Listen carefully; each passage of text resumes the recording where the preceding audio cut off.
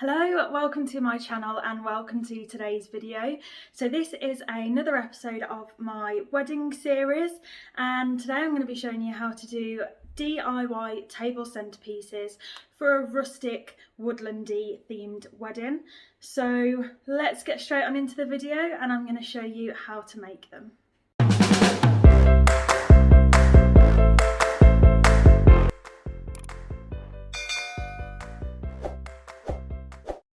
For our wedding, we used these boxes. So this is real wood, just a rusticy, small little box like that. And what I'm going to do and what we did was we had one filled with pine cones and fairy lights like this that lit up on the centre of the table. We also had these, I don't know if I can quite get that in. These are flower centerpieces that we had. I'll try and insert some better pictures of them here so you can see what we're trying to achieve today. But yes, I'm going to show you how to make them. So I'm going to start with making the pinecone centerpiece. So for this we used it next to the flowers just to add a bit more rusticy woodland type vibe to it and also give different layers and heights to the table. So I'll first show you that one and then I'll move on to the flower centerpiece and show you again what was used, where things were from, and show you how to arrange the flower centerpiece. Okay, so as you can see, this is what we are trying to make. So I've just popped the fairy lights on there so you can see the full effect.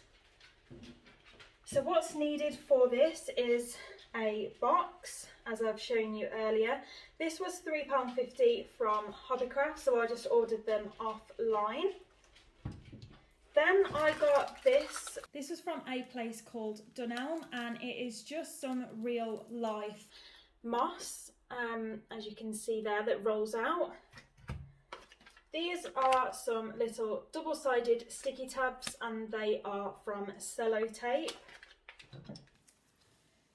Just some super glue. I've got some pliers and some scissors. The final thing for the fairy lights, I ordered these off Amazon and these are just string lights with a small little battery pack there, and this comes in a 10-pack.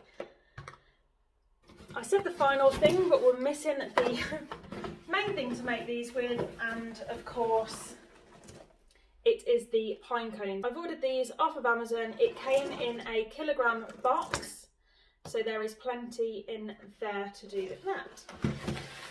Okay, so the first thing we're going to do is just get the moss.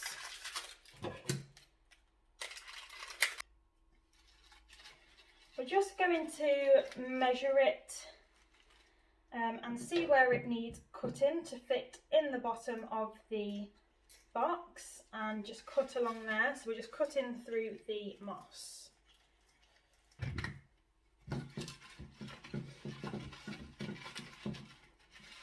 So as you can see, that just goes along the bottom there. Just on one half, so I'm just going to cut the same length and lay that down in the other side. There we go. So the bottom is all lined with the moss. So the reason I'm doing this is that when the pine cones sit on top and you're looking over it, it just looks a bit more real and authentic without seeing the wood. Through the pine cones you can see the moss and the greenery, which again brings through that earthy natural feel to it. Now to keep that down, all I'm going to do is just pop a little bit of the super glue in the bottom just to keep that there.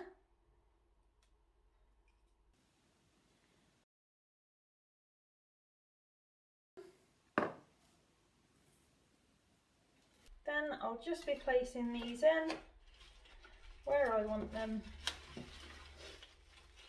and just hold that down for 5 to 10 seconds just to make sure that it's all stuck. Okay, once that's in and set, all we're going to do is just fill it with pine cones.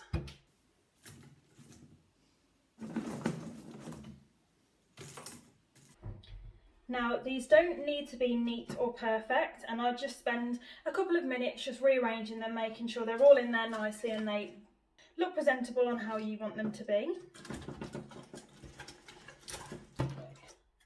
So this is my arrangement. As I say, they've not got to be perfectly neat, just to give the effect. So once they're all in there, and as I say, you're happy with the arrangement of those, we're going to take the fairy lights. Now it is best to do this afterwards. It's a lot easier. So these little lights come individually packaged as so. So you just need to unravel the fairy light. So then we've got a big string.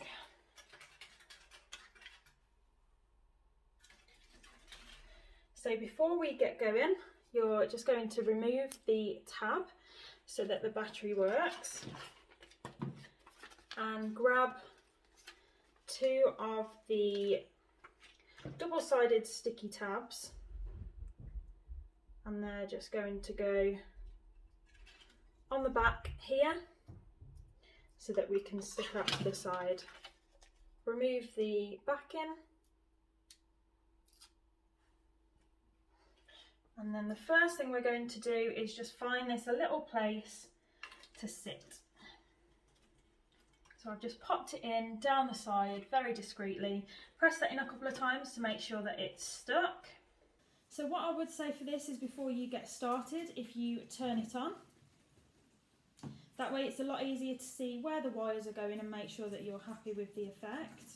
For this, all we're going to do is start wrapping it around the pine cones, trying to feed it between the little layers so that it does properly get stuck in there.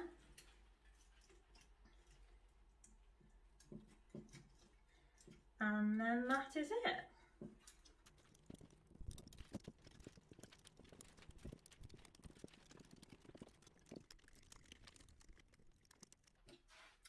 And there is the finished product.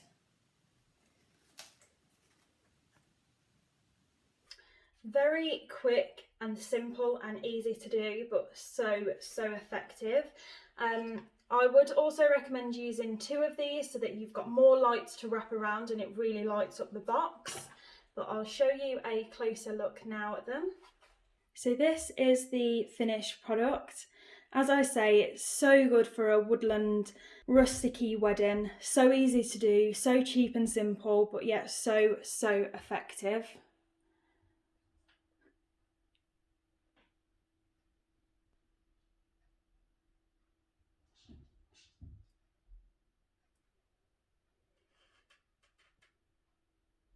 Okay, so for this next one, this is what we are trying to replicate. This was one that I made earlier, as the Blue Peter saying goes.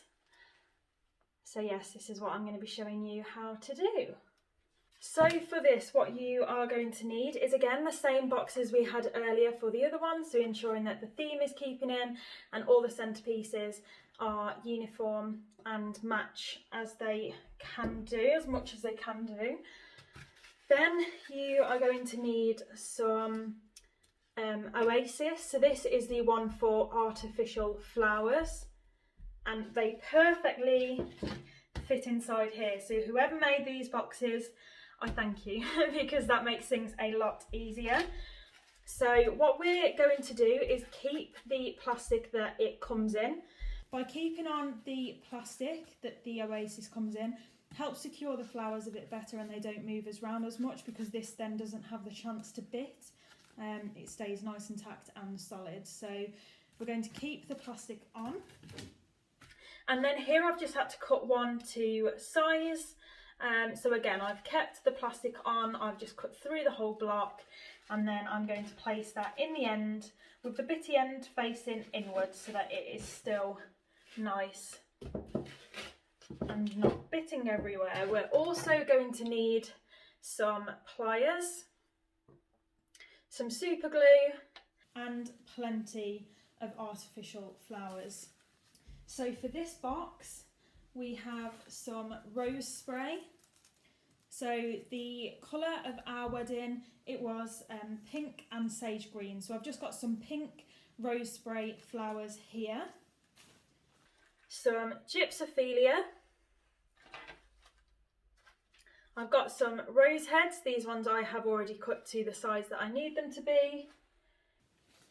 And then we've got a rose bouquet here as well, which we're going to split up and separate.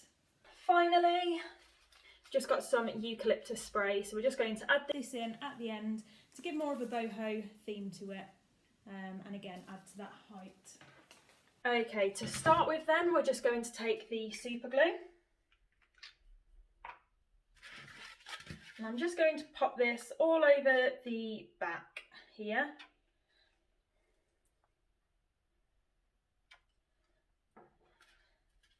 And pop that in. Press down on that for a couple of seconds. And then the same for this one.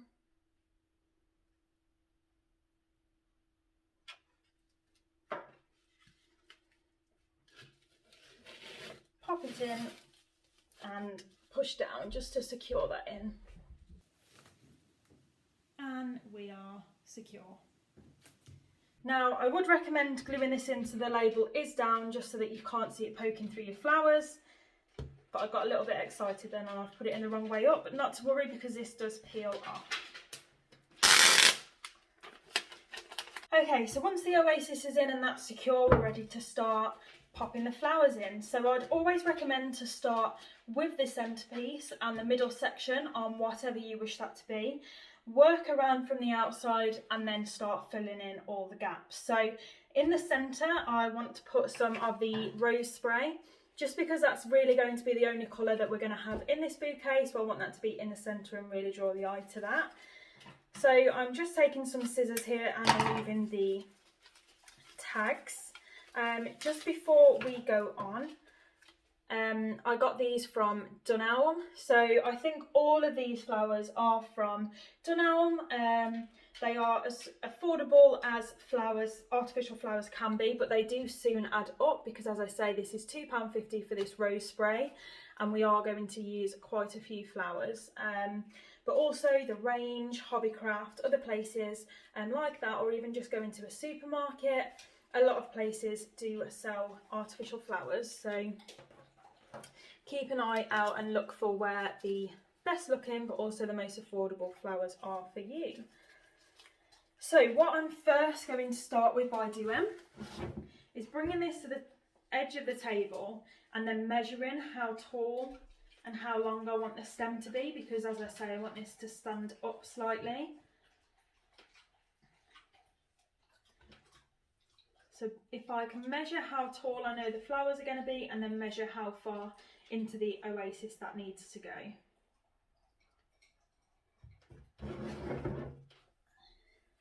And then once you know where you want to cut, you're going to take your pliers and just cut through that there, like that. I would also recommend getting rid of these, just because as it goes into the oasis, it can be quite tricky when you've got all these hanging out the side. Then I'm just going to repeat this with the other flowers that I want to go in the centre. Okay, so I'm going to use these 3 rose sprays and make the centerpiece with those. So I'm just going to arrange them in my hand to begin with.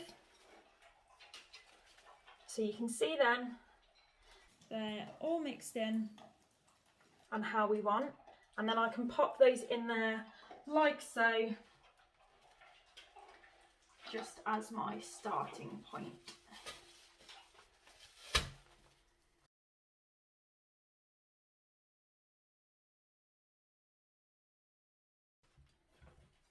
Okay, so there we are. That's the centerpiece ready and done. You can push them into whatever desired height you want. Next, I'm just going to take 2 more of the rose sprays. And I'm going to be putting these in either end, again, just to tie in the colour all around and add a bit more to this.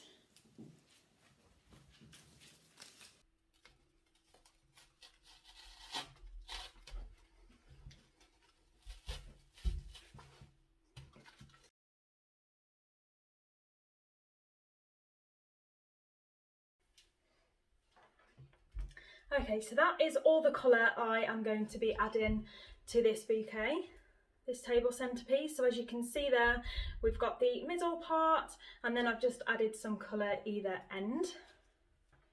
From here, I'm going to be adding some rose heads. So as I say, I've already clipped these from the previous one at the length that I want them. And I'm just going to start and add these all around the bottom, start and bulk it out before I can really get into the top part.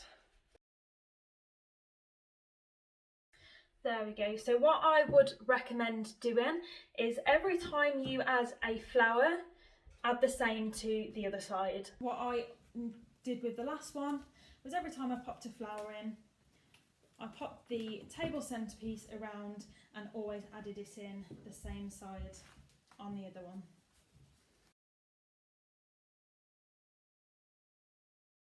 So now would probably be a good time to just put a quick disclaimer in. So I'm not a florist, I'm not great at flower arrangements, and this is just something that I chose to do for our weddings. Yeah, I thought I'd show you the idea just in case you wanted to try it or do something similar to this yourself. This may be a useful video, but as I say, there's probably plenty of videos out there showing you the correct way to do this, but for me this was just a quick, simple and easy way to be able to get the effect. And I can also say and look at the day and think, I made those, I did those myself. So yeah, I just wanted to add that in.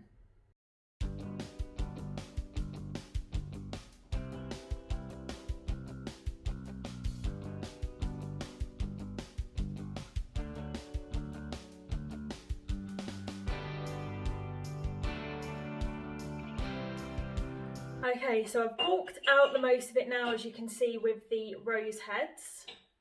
So we've still got the colour poking out the top there, and then the majority of the oasis is filled and covered by all of the gorgeous rose heads. So what I am going to do now is split up the gypsophilia, and we're going to place that in all of the gaps to add, again, a bit of a different flower, different vibe, and fill those spaces in.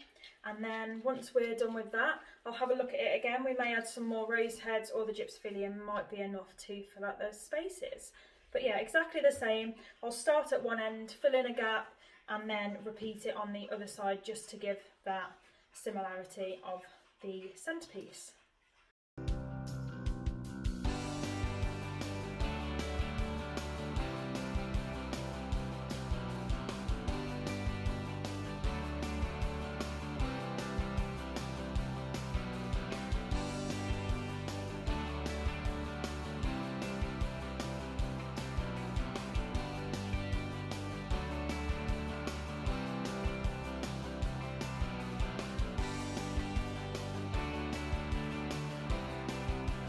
Okay, so all the gaps are filled in. As you can see, you can't see through to the oasis. There are plenty of flowers packed in there. And then I love how that middle section just really brings a pop of colour to the centerpiece.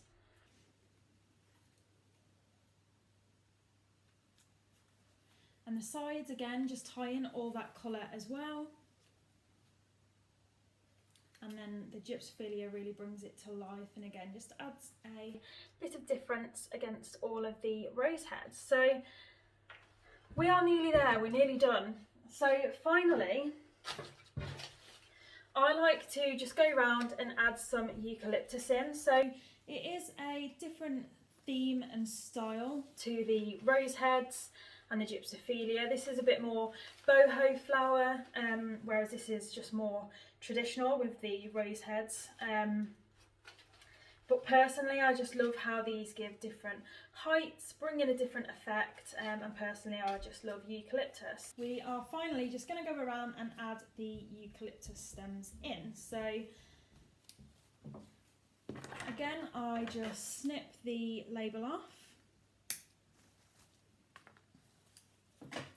With these, I tend to go in with a stem at a time, so I'll clip all of these. So I'll clip those just all into the individual stems. And then with these, I'll just go around and find those tiny little gaps that are there, and poke these in.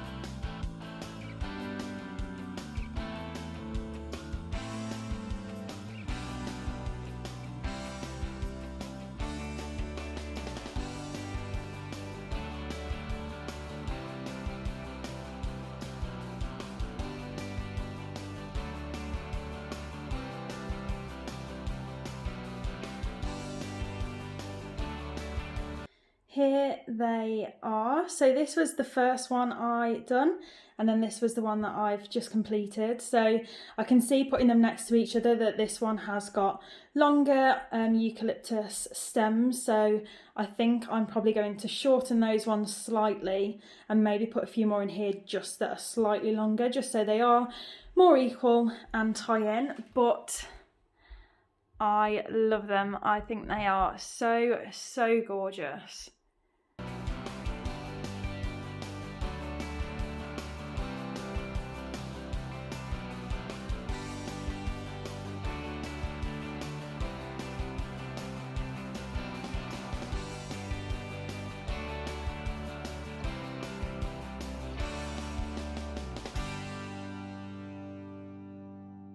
And just to show you them all together,